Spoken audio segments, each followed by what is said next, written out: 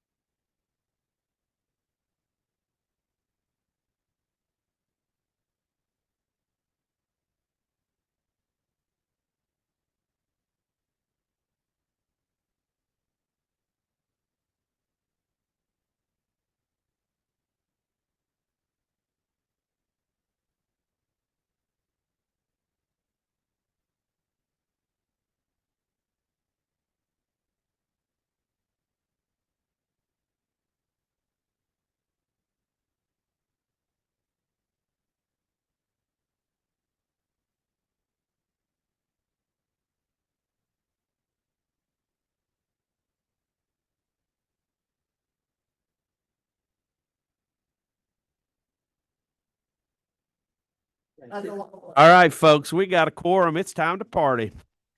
All right, we're going to call this meeting to order.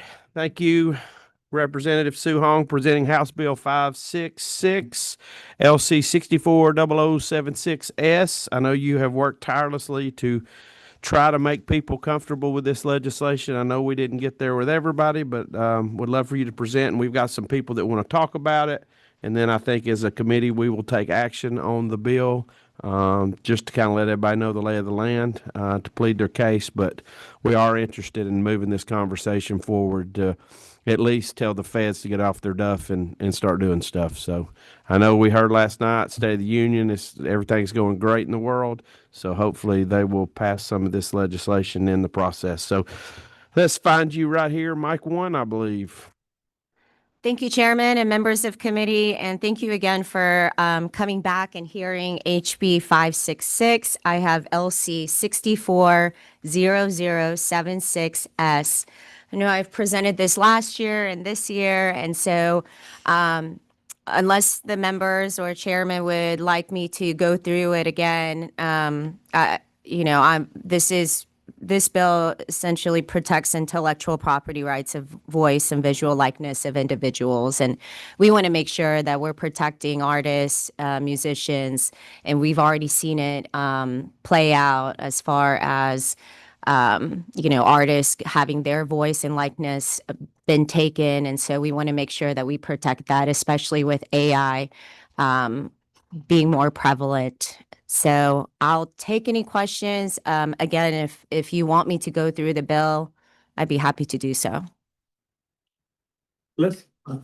Let's do some questions. I think the tweaks that you have made have basically just been is my understanding that it's just been to make sure we're falling in line with the position of the federal legislation as we speak. That's correct. This bill we took the federal bill and made certain tweaks, obviously, to fit state law. But this is exactly like the federal legislation. And we did that on purpose to make sure they've been working on it. We want to make sure that we're, if that passes, that we are also in compliance with federal law. And is it not true that sometimes we do things at the state level to prod the federal government to do their job? Correct. That this bill on the federal level has been pending for a while, and again, they've been working on it, but they haven't been moving it. There's no movement, and so we want to make sure that at least in Georgia, we're protecting intellectual property rights. Thank you so much. Do we have questions from the committee?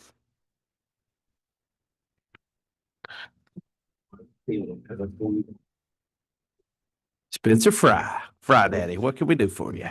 Thank you, Mr. Chair.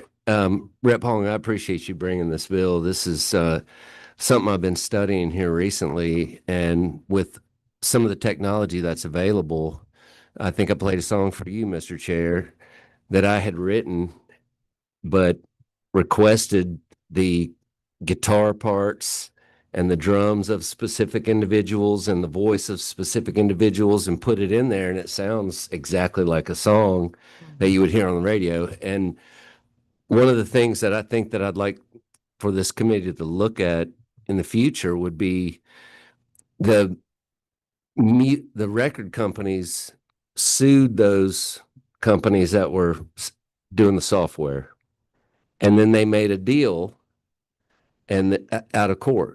And so what I would like to see in the future is that maybe we start looking for, if the record companies are getting money from these reproduction companies, that the artists that are being reproduced also get some sort of money from it, because I feel like that, I don't know if that's getting transmitted to the artists themselves. So for example, if I say, I want the guitar part to sound like Jimi Hendrix, and I get a Jimi Hendrix guitar solo, is that estate actually getting anything from that, or is the money, the settlements, just going straight to the record company? So this is a great first step in basically NIL for artists. But in the future, I'd love to see us move forward and try to protect artists financially as well. So, but thank you for this. I'd be happy to work on that with you. Yeah, good. Thank you. Great. Thank you, ma'am. All right. Number 1. Thanks. Sorry for the tardiness.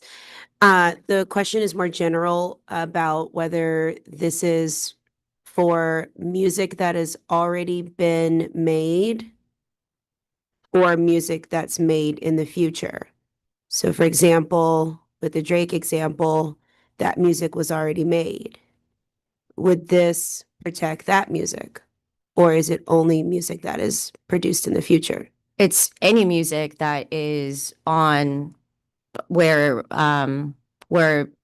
the online services or anybody does not have the right to use. It's for any music. So So whether is it be retro- produced before this bill passes, whether it be afterwards, if it is on a platform where people can listen to it and there are no rights for them to do that, then this applies. Okay, so it is retroactive. Okay. Yeah, I don't know if retroactive would be the word. It would just apply to anything that has been created prior to today. I don't know that you're going to go back and hold whoever accountable for the Drake incident, but it's just saying moving forward, they would be, now the rules of the game have changed to make sure that it's clear that they have to either pull it down or pay the piper.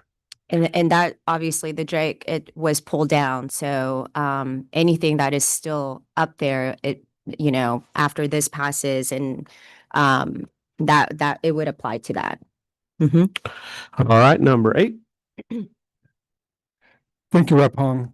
I think this is a great bill, but I do have a concern, and I've actually had a few teenagers reach out to me, and that is more on the software video game side, in which user-created content could be spoofing or doing a parody of a famous person, and they're afraid that they may get in trouble for something they're just trying to have fun with.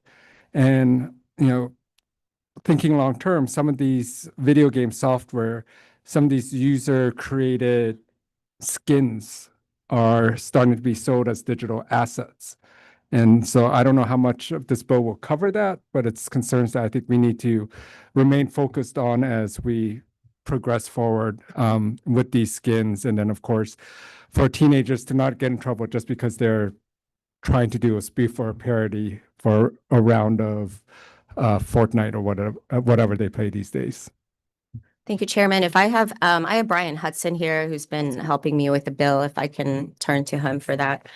Yeah, I mean, just real quick, I think it's funny now. So we're saying that Apple and Epic are friends again in that comment. That's cool. But go ahead.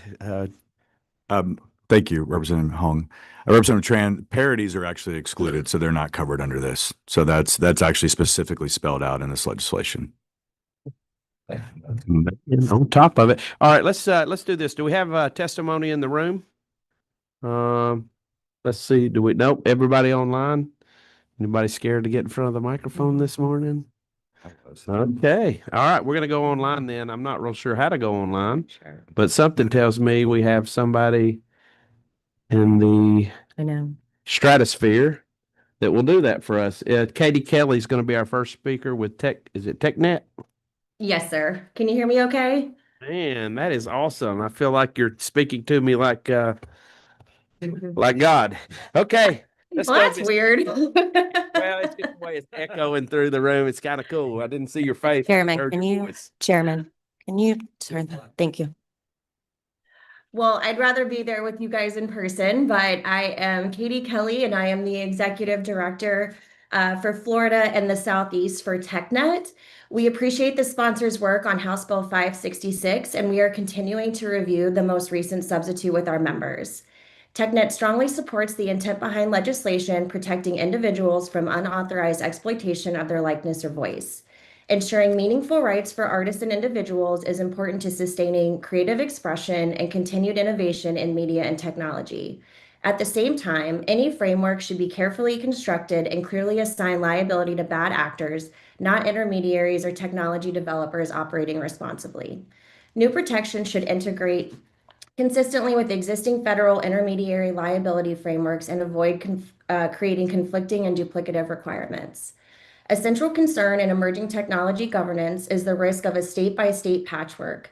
Digital content and AI systems operate across state lines, so differing definitions, liability standards, and compliance structures require companies to engineer a jurisdiction-by-jurisdiction solution, increasing complexity and legal uncertainty.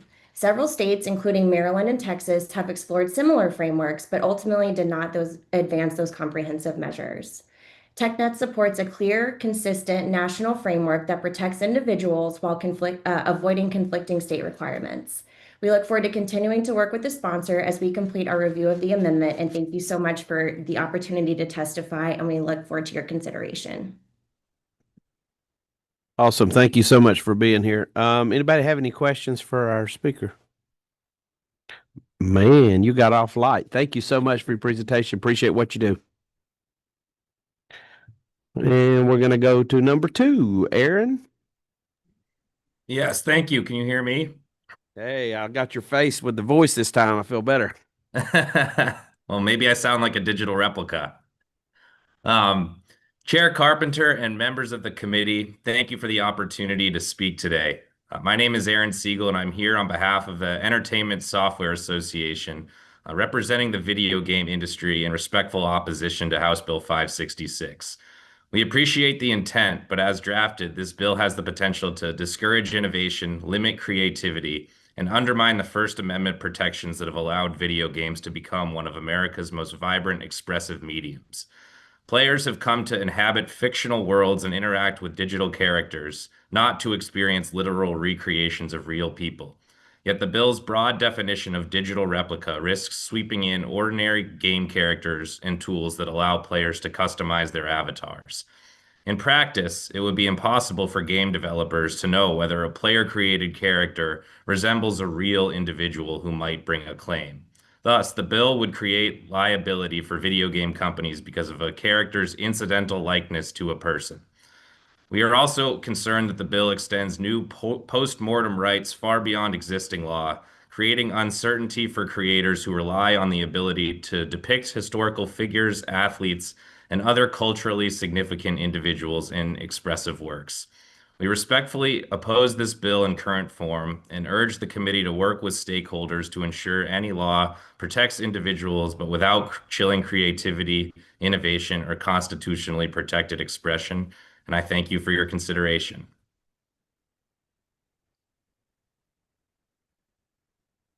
Thank you so much. Does anybody have any questions for Mr. Aaron? Oh, we got number 10. Hey, thank you for being here. Thank you, Mr. Chair. Could you go back to that very first line? You mentioned 3 things before the First Amendment comment. There was Discourage innovation, limit creativity, and undermine the First Amendment protections. yes, okay. And look, this is a friendly question. I play video games every day, Yeah. but no, that's a point of pride. I can probably beat anybody in this room. So can you explain how the bill suppresses the creativity? And it is a friendly question. I'm not trying to be controversial. I just really want to get my head around exactly what your perception of the bill is based on those 3 statements. So we think the definition of digital replica could encompass any video game character. And if someone feels that a video game character resembles them, then we feel that they could bring action under this bill. So I could create a character and it could be someone, but I don't know that it's that person.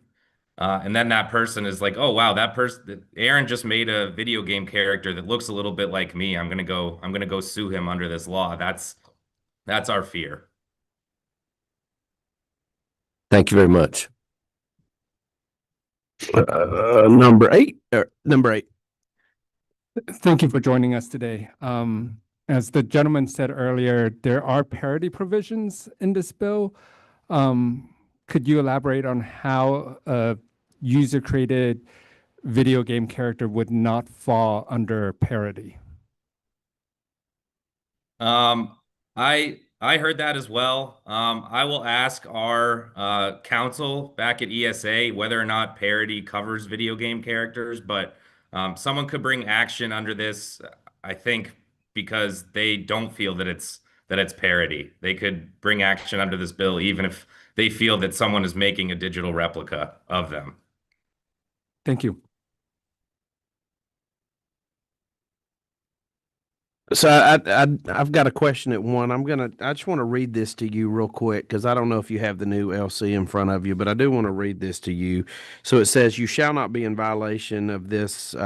You shall not incur liability if the digital replica is a representation of an individual in a documentary or in a historical or biographical context, including some degree of fictionalization, unless such production use creates the false impression that the work is the authentic sound, recording, image, transmission in which the individual participated in." So does that not capture, does that not, I mean, as far as let's say you're trying to make Benjamin Franklin dunk a basketball in NBA jams, like, does Yeah, that? I don't think that captures video games because we're not documentaries. No. It's not. I understand what you're saying, but I don't think that I think that it's the digital replica, not the documentary. I think it's just saying that if they were in a documentary, if that makes sense. Yeah. I still see it as, say, Hank Aaron would be is in retro modes of MLB The Show, for example.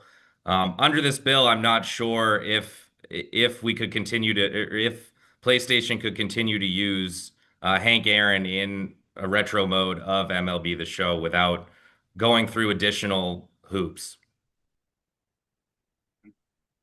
Understand.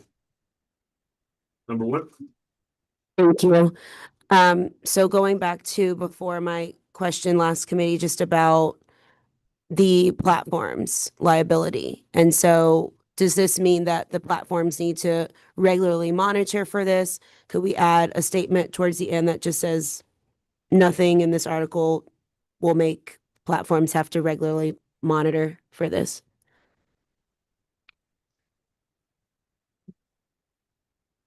Question. I think so, yeah. Okay. It Oh, does. I'm sorry. I understand. It's We're okay. technically still talking to the. Yeah, so if you start with line 255, online service shall not be liable. So essentially, they have to have a certain policy, and then they're liable upon notification. So they have to have certain policies that provide that any account holder of any repeat violators or any type of replicas will be taken down. And then if upon notification, if they do not remove it, then they will be liable. So it's Okay. fair to say that somebody would have to bring a claim against MLB The Show, and then, or in his conversation, if you're creating an avatar to play in the game, if it resembles somebody and that person's mad about it and reports it, then you have to contact it. So it's not necessarily that you have to spend all your days scouring all your avatars to make sure nobody looks like Correct. Bruce Lee, that you literally, somebody would have to complain about it first. Gotcha. Okay. Looked at it as the digital fingerprint language might interpret as needing proactive filtering or monitoring. Understood. All right. Thank you so much, sir. We appreciate you, and we hear your, obviously I love video games, and probably not as much as Representative Fry, but probably a close second on this committee. Well, I think Tran probably plays some serious video game too. So I'm probably a close third. Let's be real here. So, but I appreciate your industry, and obviously look forward to having conversations as this legislation moves forward. Thank you. All right. And Miss Kim, you're number 3. Come on down. Great, thank you so much. Chairman Carpenter and members of the committee, good morning, and thank you for the opportunity to speak with you all today in support of the No Fakes Act. My name is Kim Alton, and I'm the Senior Director of Policy and Advocacy at the Recording Academy. While the Recording Academy is best known as the organization behind the annual Grammy Awards, we are also a membership organization that advocates in support of the interest of performers, songwriters, producers, engineers, and all music professionals. The Recording Academy's Atlanta chapter was established over 50 years ago, and through its members have continued to play a central role in Georgia's thriving music community. Generative AI has opened new worlds of creative opportunities. However, along with these creative benefits, generative AI tools can also allow users to exploit another person's voice or visual likeness by creating highly realistic digital replicas or deep fakes without consent.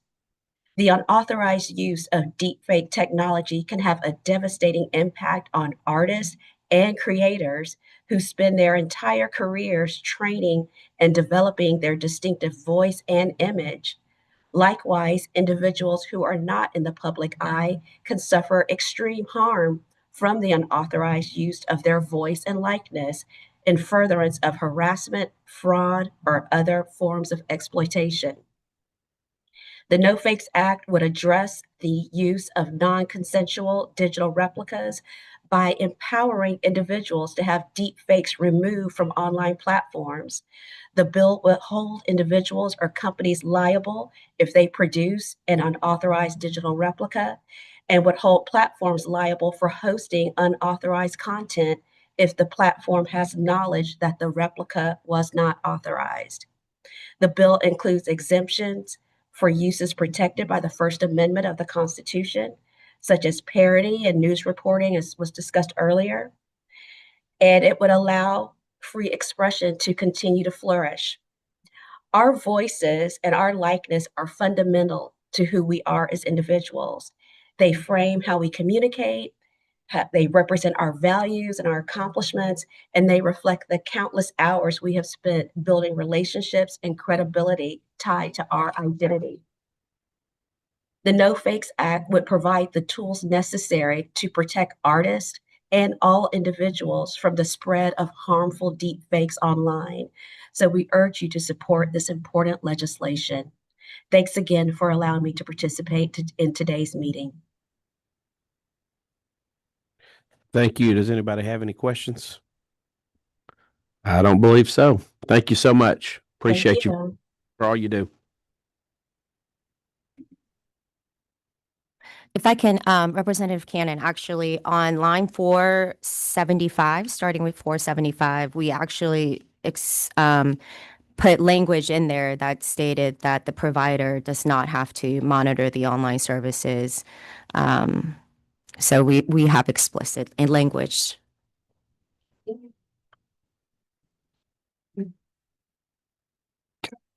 Okey-dokey. What is the will of the committee? We have a motion, we have a second. Any discussions? Amendments? All right, all in favor say aye. All opposed? All right, the ayes have it clearly. Thank you so much for your time, and I look forward to seeing this go through the process. Thank you, Sue.